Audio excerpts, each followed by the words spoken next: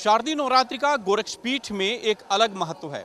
पीठ की अपनी कुछ परंपराएं हैं जिसका पालन पिछले कई सदियों से पीठ के जो पीठाधीश्वर हैं वो करते चले आते हैं। और ख़ासतौर पे अगर पीठ की सप्तमी, अष्टमी, नवमी और विजयदशमी की बात करें तो ये 4 दिन बेहद महत्वपूर्ण होते हैं। सप्तमी के दिन गोरक्षपीठ के जो पीठाधीश्वर होते हैं महानिशा की पूजा करते हैं, माँ काली की पूजा होती है, एक बड़ी पूजा होती है और तमाम जो पूजा के विधियां हैं वो दूसरी पूजाओं से अलग होती है। अष्टमी के दिन पीठ में हवन होता है। आमतौर पे हम और आप जब पूजा करते हैं तो नवमी के दिन हवन होता है, लेकिन पीठ में अष्टमी को ही हवन होता है। नवमी के दिन कन्या पूजन होता है और विजयदशमी के दिन कई ऐसी परंपराओं का पालन पीठ करता है जो शायद ही कहीं और देखने को मिलता हो। किस तरह से पीठ के पीठाधीश्वर इन परंपराओं का पालन करते चले आ रहे हैं और योगी आदित्यनाथ जो उत्तर प्रदेश के मुख्यमंत्री हैं, इस पीठ के पीठाधीश्वर हैं, वो इन परंपराओं को किस तरह से निर्वाह करते हैं, दोनों भूमिकाओं का कितना सफल वो समन्वय बना करके चलते हैं। बात करते हैं हमारे साथ इस पीठ के आचार्य रोहित मिश्रा जी हैं। पिछले कई सालों से आप पीठ में पूजा अर्चना कर रहे हैं। योगी आदित्यनाथ जब भी आते हैं उनकी पूजा अर्चना आप ही के द्वारा संपादित की जाती है। नवरात्रि की जो सप्तमी से लेकर विजयदशमी तक की पूजा होती है कितनी अलग होती है, कितनी खास होती है? देखिए, सप्तमी, अष्टमी, नवमी हमारा ये जो नवरात्र का है, शारदीय नवरात्र का है, वह महत्वपूर्ण विषय माना, तिथियां मानी गई हैं। सप्तमी को देवी का अवतरण माना गया है। सप्तमी को देवी का मंडप में रख करके हम पूजा अर्चन प्रारंभ करते हैं। अष्टमी को देवी का सर्वशक्ति संग्रह स्वरूप उपस्थित होता है। अष्टमी को भगवती अपने पूर्ण शक्ति के रूप में विद्यमान होती हैं, इसलिए अष्टमी के दिन हम सायंकाल, जिस दिन अष्टमी प्राप्त होता है उस दिन हम हवन करते हैं, बलिदान करते हैं और निशा पूजा करते हैं। निशा में भगवती का हम जागरण करते हैं और उनको बलि देते हैं और उनसे शक्ति संग्रह करते हैं। इसलिए अष्टमी को हमारे यहाँ विधान है हवन करने का। अष्टमी को हम लोग हवन करते हैं। अच्छा, आमतौर पे जो गृहस्थ होते हैं, जो पूजा करते हैं या जो व्रत रहते हैं, वो नवमी के दिन पारण करते हैं, नवमी के व्रत के बाद से और हवन करते हैं। मंदिर में अष्टमी को ही क्यों हवन होता है? देखिए, गार्हस्थ जीवन का एक सीमित व्यवस्था है, लेकिन संत समाज का और जो राष्ट्र का जो उन्नयन के विषय में सोचता हो, राष्ट्र को आगे ले जाने का जो विषय रखता हो, जो समाज को एकीकरण करने का विषय रखता हो, उसको शक्ति और चाहिए। इसलिए अष्टमी को भगवती का पूर्ण शक्ति प्रादुर्भूत होता है, इसलिए हमारे महाराज जी अष्टमी को ही हवन करते हैं। गार्हस्थ का अपनी सीमित व्यवस्था है, इनका विश्वव्यापक व्यवस्था है, इसलिए अष्टमी को ही भगवती का जागरण करते हैं, अष्टमी को ही हवन करते हैं। नवमी की जो पूजा होती है वो आमतौर पे कन्या पूजन और सारी परंपराएं तो जो हम और आप निभाते हैं वही होता है। विजयदशमी के दिन जो पीठाधीश्वर होते हैं और खासतौर पे योगी आदित्यनाथ को हम एक अलग वेशभूषा में देखते हैं, एक राजा की तरह से मुकुट, शरीर पे वस्त्र और एक उनके साथ प्रजा के रूप में लोग चलते हैं, सेना चलती है। क्या है इसके पीछे का महत्व और राजा और प्रजा का ये जो संबंध है कितने सालों से चलता चला? देखिए, यह पीठ हिंदुओं का पीठ है, सर्वोत्तम पीठ है, हिंदू जनमानस का पीठ है। समस्त हिंदू यहाँ के पीठाधीश्वर को अपना राजा मानता है। उनके द्वारा बताए हुए नियम को नियमन करते हुए उस धर्म पर चलने के लिए प्रण लेता है। इसलिए उस दिन, दशहरा के दिन, राजा के रूप में यहाँ के पीठाधीश्वर यहाँ से रथ यात्रा निकालते हैं और उसके साथ हिंदू जनमानस अपने उनके साथ चलने का प्रयास करती है, उनके द्वारा बताए हुए धर्म पर चलने का प्रयास करती है।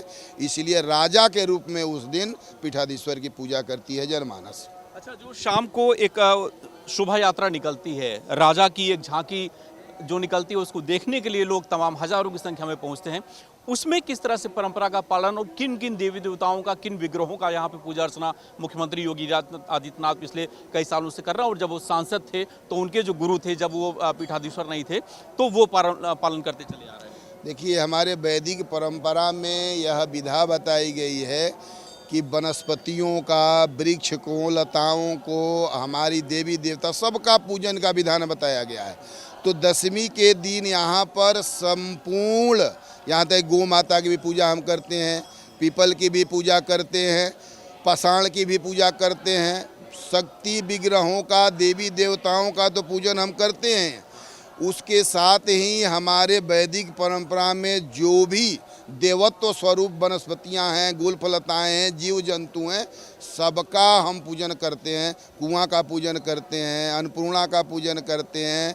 तो इस तरह से यह भगवान से, भगवती से हम प्रार्थना करते हैं कि आपके पूजन से हमारा यह भारतवर्ष, हमारा यह देश सर्वोन्नत प्राप्त करे, उन्नयन को प्राप्त करे। इस कामना से यहाँ भारतवर्ष में रहने वाले जो भी धर्मावलंबी हैं, हिंदू जनमानस हैं, मानव हैं, उनका समग्र विकास हो, इसके लिए उस दिन प्रार्थना की जाती है समस्त देवी देवताओं से। अच्छा, एक और परंपरा का पालन पीठ में होता है। रात के समय जब सारी पूजाएं खत्म हो जाती हैं, जब सब कुछ जो परंपरा है वो खत्म हो जाता है, तो एक विशेष यहाँ पे राजा का दरबार लगता है।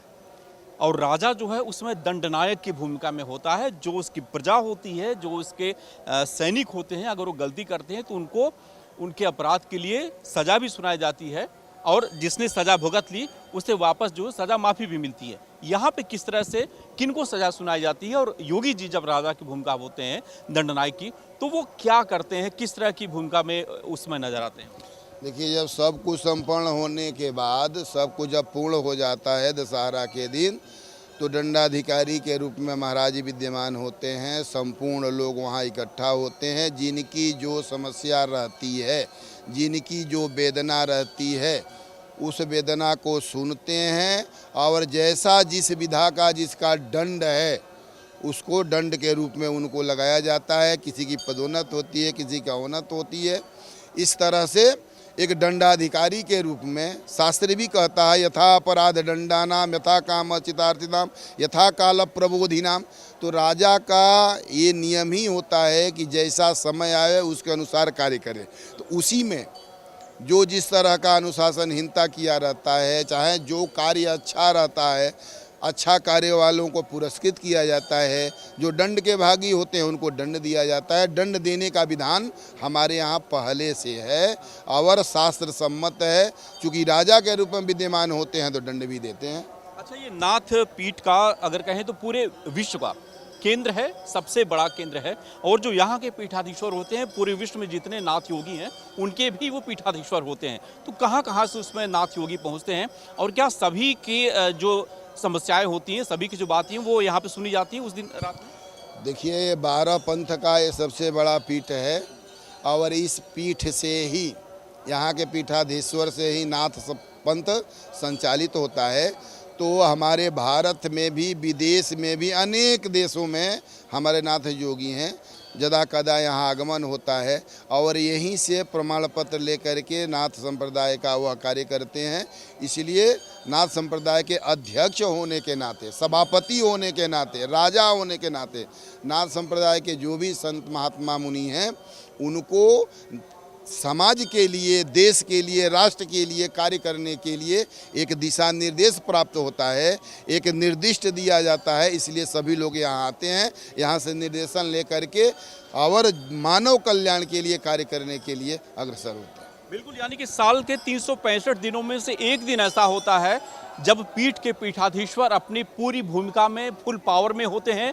उस दिन सुबह से लेकर के और देर रात तक जो ड्रेस होता है वो राजा का ड्रेस होता है। और इस बार ये जो नवमी है और विजयदशमी दोनों एक ही दिन मंगलवार को पड़ रहा है। ऐसे में जो सुबह श्रीनाथ जी की पूजा होती है वो 8 बजे से होगी इसी मंदिर कैंपस में जहाँ पे हम इसमें मौजूद हैं। इसके बाद से कन्या पूजन होगा। कन्या पूजन के बाद से तिलक पूजन होता है, यानी कि जो फॉलोअर्स होते हैं, जो नाथ योगी होते हैं, साधु सन्यासी पूरे देश से पहुंचते हैं, वो अपने गुरु का, अपने राजा का तिलक करते हैं।